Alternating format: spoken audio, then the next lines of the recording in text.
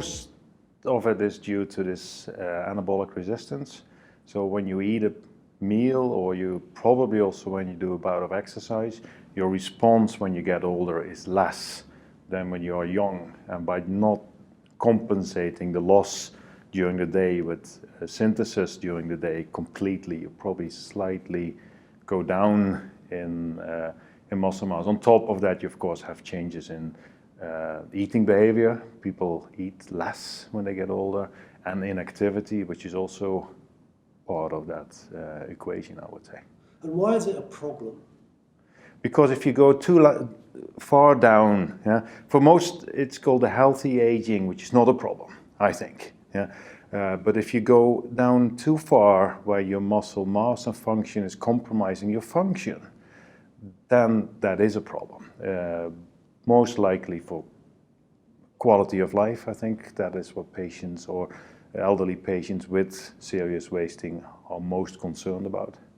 So quality of life, and presumably if you then get sick and you have this problem, that can have catastrophic consequences. Yeah, exactly. Potentially. Yeah, because every time, part of probably also the aging, the wasting, is that you get these little bouts of disease or inactivity where you go down and then you can compensate to come back to your normal decline, but sometimes you don't make it up there, and especially if you are frail, I think you don't do this back, and then you need more and more of these bouts down, and then you disappear into this sarcopenia and frailty issue, I think, which is a problem. So it's going to happen. We're all going to have to deal with it. I don't think... Is there something that we can do to at least mitigate the effects? Exercise, I would say. It keeps your muscles healthy.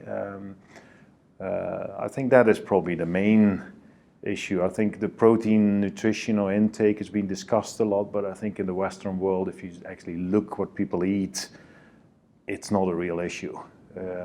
And probably what is important, but it's not been studied, is actually that you, during these periods of, after the periods of illness, small illnesses or inactivity, actively see to that you come back. Maybe do a little bit extra of your training, make sure that you get up and about earlier than you actually want to. I think these might actually prevent you from coming down. Because I think once you get into the really frail patients, studies and personal experience shows that you can't get out. And it's this thing about healthy aging. Yeah? It's really that people want to keep their independency as long as possible. That is what you see is important. So in fact, pets could be part of the solution. Yeah, exactly. No, you see that. Walking the dog is one of, because there's a lot of talk about how much exercise. I think anything works for the individual. You need to find the thing that makes you actually be active. And if it's a dog and you walk the dog all day, that works. Cats don't work, I guess. Yeah, people walk their cats nowadays.